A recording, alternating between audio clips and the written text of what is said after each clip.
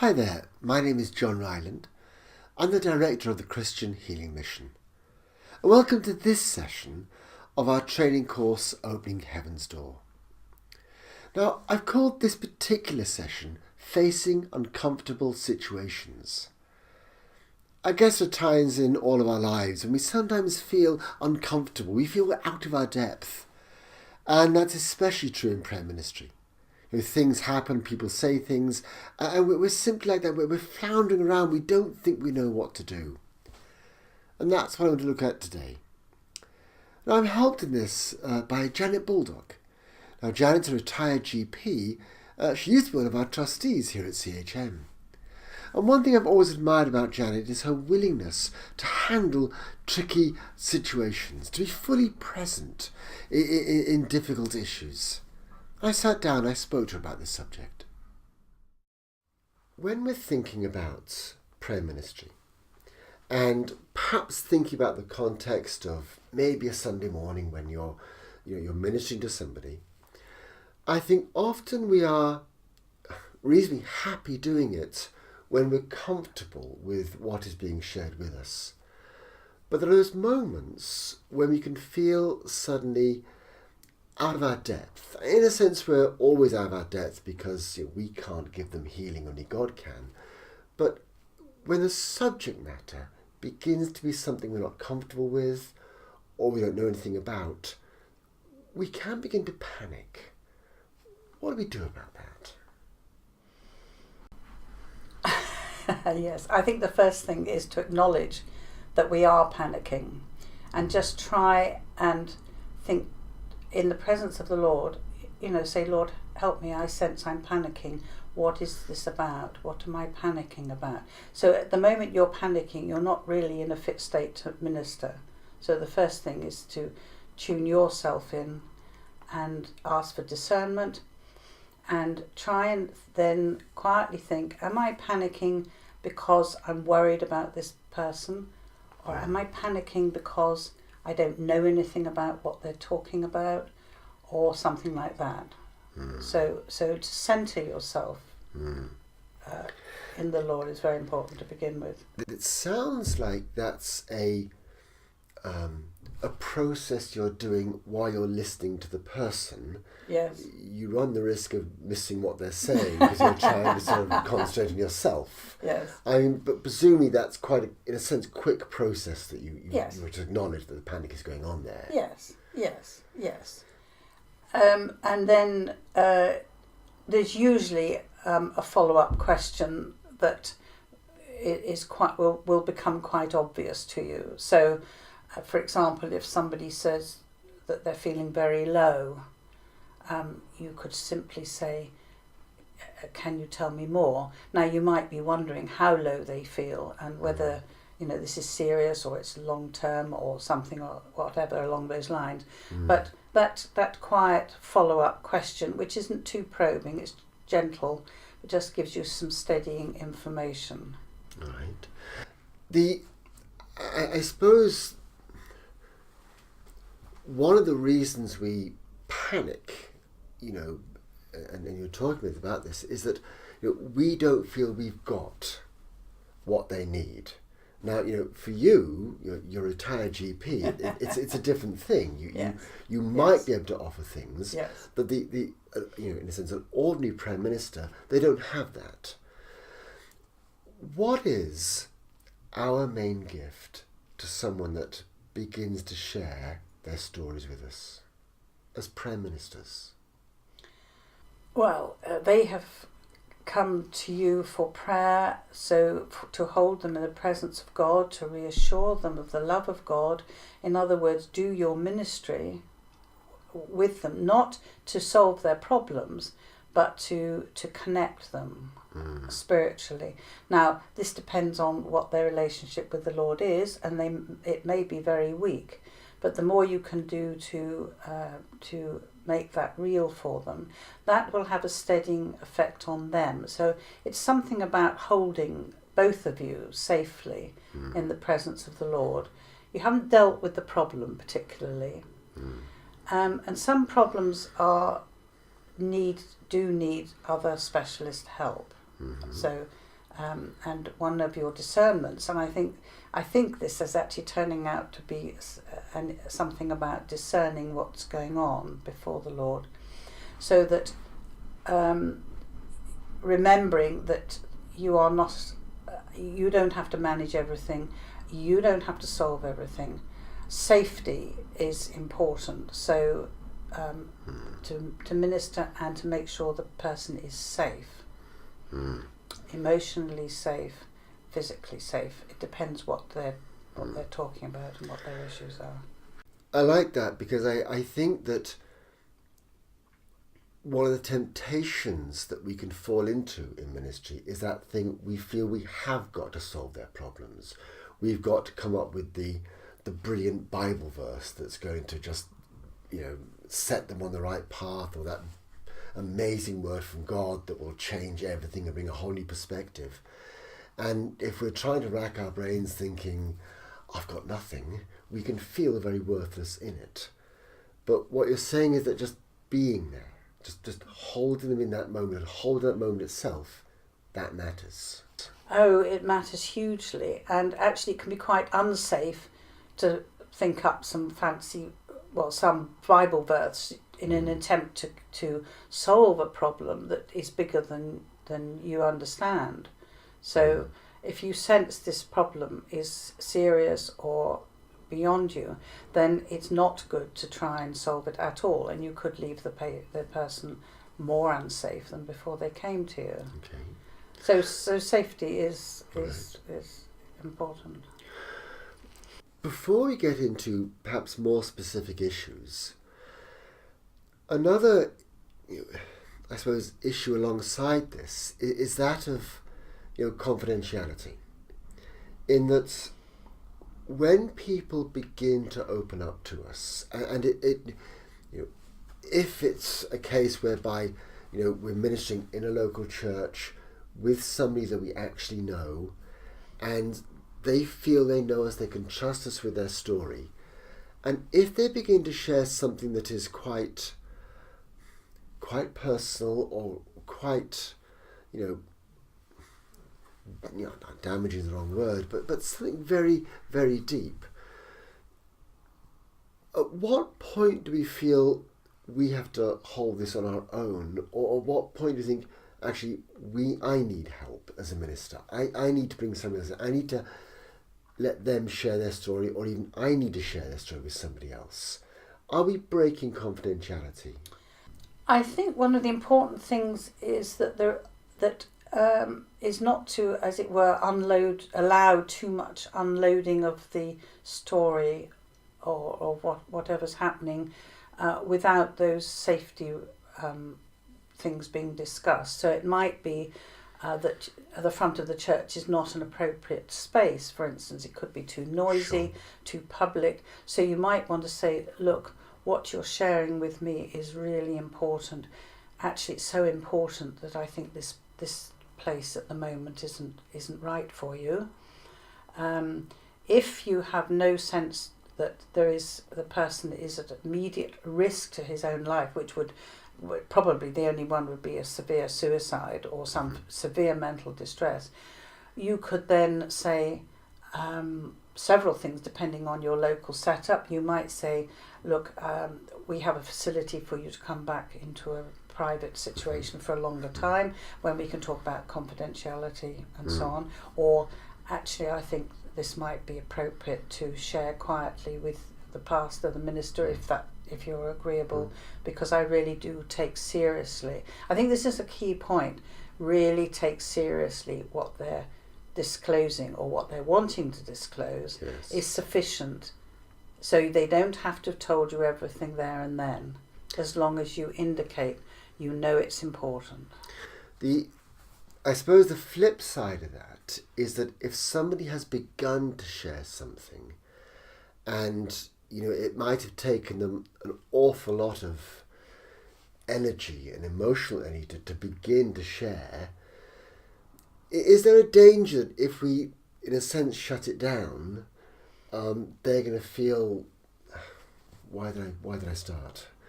I was beginning, I Yeah. thought I could share this now, and now I can't. Yeah.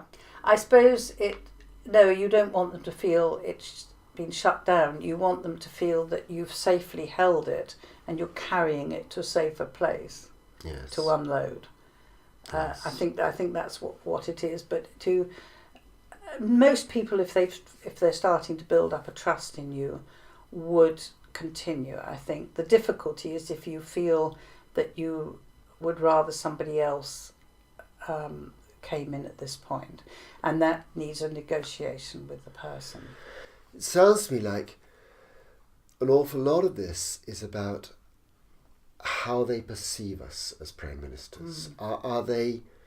Do they see in us that integrity and that trustworthiness that they are willing to let us hold that, and take it somewhere else?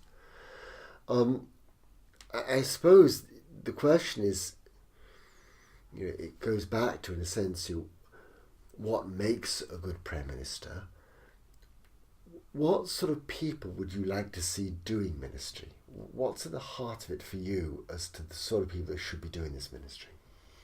I think those of us who are secure in our relationship with the Lord in as intimate a way that we can sort of tap into the peace and confidence in Him in these difficult situations, because that will be transmitted to the patient, to the person who's come to you, and that is one thing I think that we can transmit.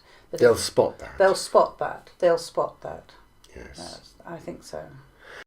It's also about our compassion. I mean, people spot that in us They too. do indeed. And they'll spot a false thing or a real thing, won't they? Yes. They'll very quickly pick up whether you care about them or not. Okay. And if you care about, they do pick it up. And if you care, they'll pick that up and then start to trust you. So then they are likely to trust your wise suggestion that the front of the church at the moment isn't the right place. Okay. Well, let's make the assumption that our prayer ministers are secure in their relationship with the Lord and that they are compassionate people. I'd like to just ponder, perhaps some of the difficult things that might be shared and how we can react to it. And I suppose the ones that would generally cause anxiety or panic would be things like if somebody says, I just can't carry on. I can't carry on. Yeah. What do we do if somebody says that to us? I think we need to somehow transmit they're not alone, both spiritually, but also actually realistically in terms of their own support structures. So I think it is important to try and have them talk about their own context. Do they have family? The person who's living alone or has been recently bereaved and alone is much more vulnerable than somebody who has, say, a partner at home or children and so on. So their social situation is very important, because we're community creatures and none of us cope very well absolutely on our own. We all need support. Yes. So it's a little bit of fact finding. Yes. Very important, because at some point you'll be wanting to draw in these helpers. Yes. Because you're not there to create a long-term support relationship. Yes. But they've come to you as a safe person, and it will be a question of helping them or help to see what is around about them that can be mobilised to help them. Right. And in that context then of somebody sharing that with us, I suppose one of the thoughts we might have is, could I make this worse? Is there anything I can say that would make this worse? Is there? If you try and pray it better, probably. Yes. Because I think that can put them into a more dangerous space. I think it's very important to acknowledge where they are. Why is that? I think because it's denying the blackness of their blackness and the legitimacy of their blackness. And I remember having coming across a depressed patient in the days when I used to try and rescue them, and they said, "Look, I'm in a pothole, and you are like one of these things in a yellow jacket with ropes and whatnot, and you're trying to pull me out. Why don't you just come and sit beside me in the pothole for a bit and learn what it's like?" And I thought, crumbs. But I learnt to sit. That's very important. Just let you imagine yourself sitting alongside the depressed person, or the low person, or the person in pain, and just share their pain. Just let them share it. So letting them explore the blackness of their blackness, you say. Yeah. I mean, we're not going to make it worse. We're actually going to be helping them because we're letting them share. As long as you don't prod it. So it's just let them say what they want to say. Right. But then you will get out of your depth if you start inquiring. All right. And that's the danger line. And how do we walk that balance then? I mean, is it? You know, I'm going back to what you said at the beginning, that we're not there to, in a sense, solve the problem. No. So if I'm prodding to try and solve it, I'm probably not doing it well. Correct. I'm prodding to help them share. So you could say, just tell me what it's like. Just tell me what you're feeling now. And explore that with them. Don't be frightened of it. And you say, okay, I see. So, and you might reflect a little bit back. So you feel exhausted. You feel there's no hope. Would that be right? Just to let them check out. And I'm always worried with someone is low that they go home by themselves. So I'm a practical Joe. Let's have the prayer, but also, let's look around for the human connections, because after all, we are Christ's ministers in the flesh here, and the body of Christ. The reality of the body of Christ. So if there's something practical we can do, let's do it. Exactly. The danger, I suppose, with that is that, I might be feeling, crumbs, am I getting into something here that is going to take all of my time and energy? I don't mind helping a little bit. You assumed it was you going to do the helping. I'm thinking it's looking elsewhere. All right. Helping. Because what I would say is stay in role as prayer minister. So don't be afraid to say, I am a prayer minister here, and this is how I help you. And actually, you obviously need more help, and we need to look around for other sources of help. All right. Something like that, right? So in other words, it's not simply down to you because you've heard the story. No. You're part of a community. Correct. And we are part of a community. Correct. And see how the it's community terribly can help. easy to forget it. It's very easy to think because it's come to you, then you've got to do all these other things. No, you're the prayer minister, but don't forget to pray for them. Yes. And it can be just simple prayer blessing. Yes. Just giving them to the Lord. Simple prayer blessing. I wouldn't do anything too much more specific than that. And looking for other human practical support that is not you. Otherwise, you end up not being the prayer minister. You end up being the befriender or whatever. It's actually so helpful, isn't it? Because I think we do forget that idea that, ministry is a community thing. We are there as part of the church community. And we can fall into practical things. I mean, that's wonderful.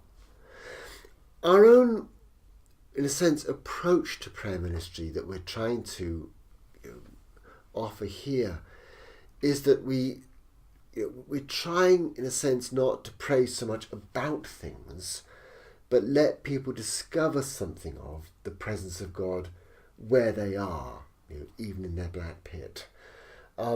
That sounds like something you'd probably think was a good idea, because we're not praying about it, we're letting them experience it in their darkness. Indeed. And is it 139, the psalm, which the psalmist says, even in the darkness? That's right. Good psalm, because you can say, the psalmist was sitting there and knew that God was even there. Even in that dark place. Even in that dark place. And it's terribly important because we associate dark places with where God is not. But Yes. God is in the dark places, and he is in those dark places for those people. Yes. And they can invite, and just acknowledging that, encourage them to acknowledge that, and open their hearts if they possibly can in that dark place. That is acknowledging the pain and the misery of the dark place. But otherwise, if we're trying to pull them out all the time, Yes. We might think we've done well, but they're actually thinking, they I wasn't tear listened something to. somewhere. Yeah, they're not listened to. That's right. Okay. It is uncomfortable, though, isn't it?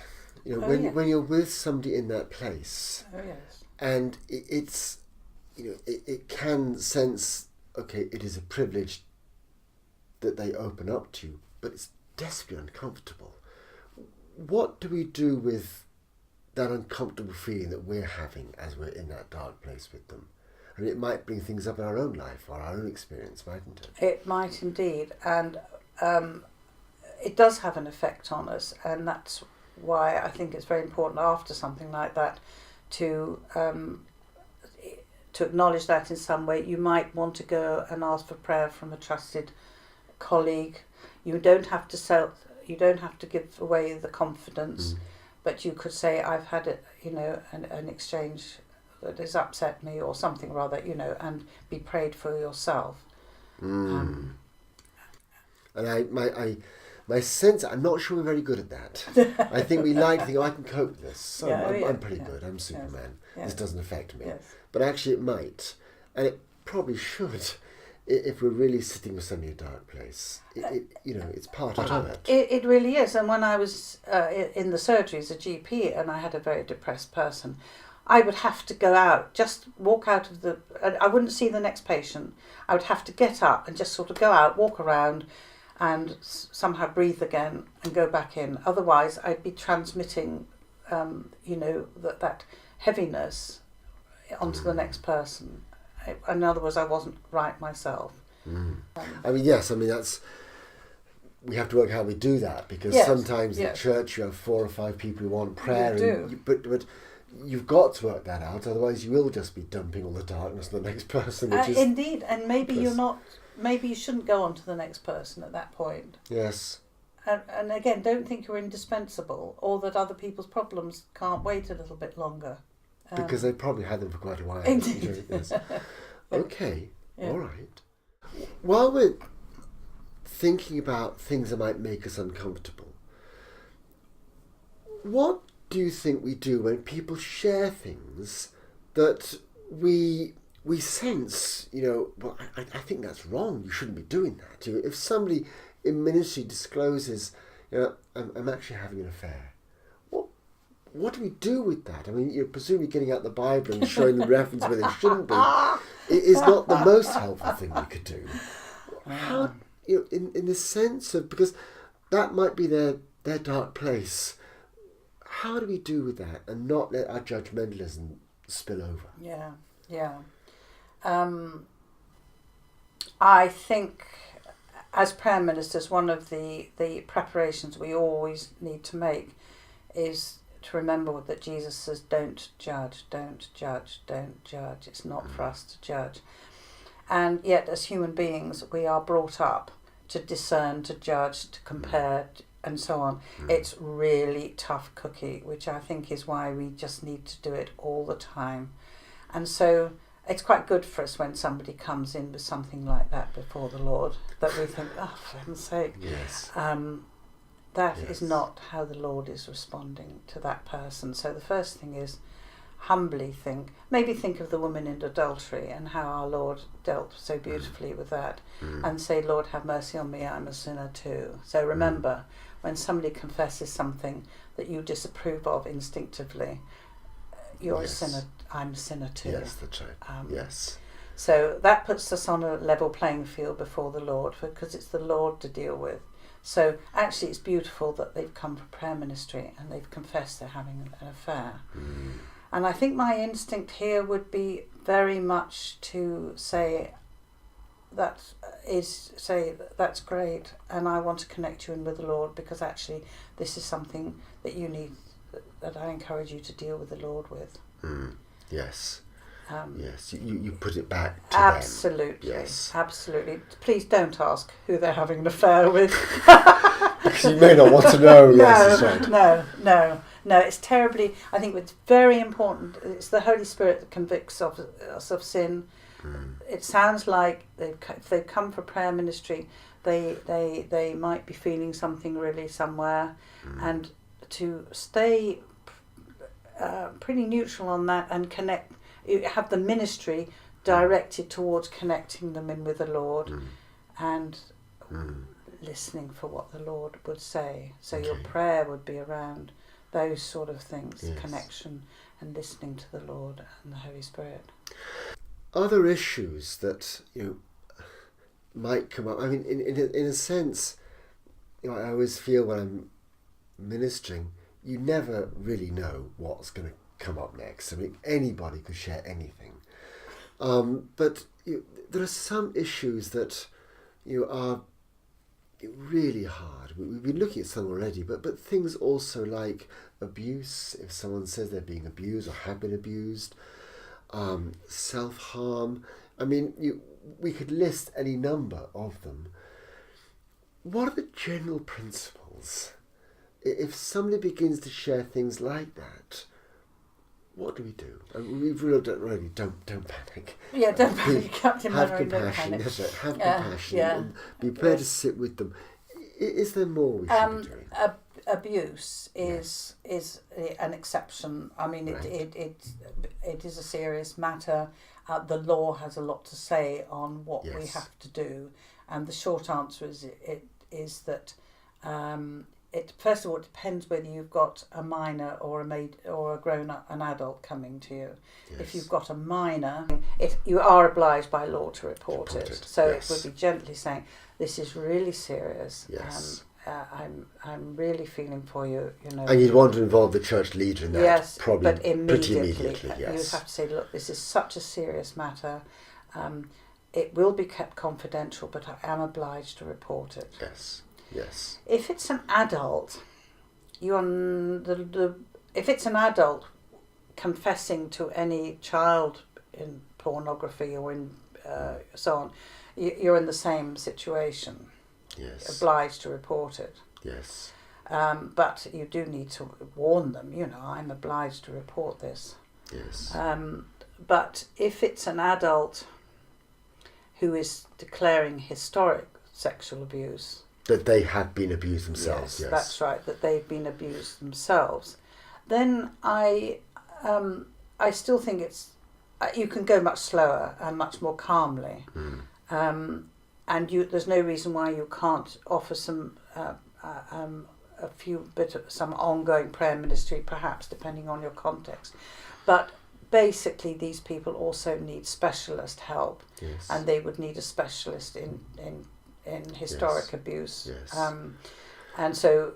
But it might take a while for them to begin to trust somebody with the story. But I think to tell them at the outset that because it's complex and there is real help out there, there is evidence really that if they can be helped at the outset by real experts, it's better than if we unload the story, and it can be very distressing and quite dangerous at times because it can cause people to become very depressed or very angry or many things. So it's wise not to prod the story, but to say this is so important. You should take this somewhere. Yes, and it's good also if the church can have some kind of connecting things either through the doctor or other agencies.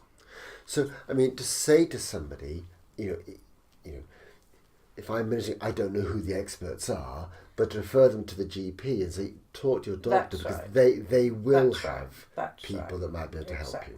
Exactly. And on the issue of self-harm, and I know that's a very broad thing, but if you are sensed that somebody is deliberately hurting themselves, where would you begin to explore that with them? Because we can let them talk, but again, do they need more help in that? They need more help. People who self-harm have deep, deep emotional pain, and it's actually a way of survival very often, because they can see the real pain, and then that kind of somehow eases the internal pain. They certainly need help. Do not judge them. Do not panic. Understand and say, I understand that this is a mark of your being in deep pain, and we will pray for you, and I think you'll be greatly helped by going to your doctor with this. So going to the doctor is a very good... Yeah. It's not just shifting the burden on the It's doctor. not, no. Because they have the resources and they know where the resources That's are right. to bring more specific That's help right. to people if it's needed. That's right. But say, it's really, I'm so glad you came, authenticate their coming for ministry. I'm so glad you came and shared this. It was very brave of you to come and share this. Yes. And honour their integrity in it. Yes, and pray for them, and also say it is so big that it actually, there are other resources that will help you. And again, you're showing that we're community. We are a community of people with different gifts, and that prayer ministry isn't some magic. No. And what strikes me is that it's the prayer minister. We have this immense treasure within us that can come to us, and it's beautiful being used, and it is a privilege. And let's see what happens with that.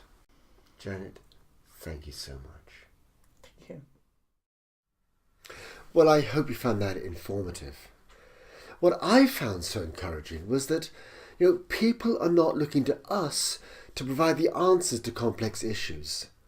They come to us for prayer. If they need expert help, well, there is help available. Now, if you go to our website, healingmission.org, there are details there of the online forum where you can take part in the discussion on this subject. Until then, take care.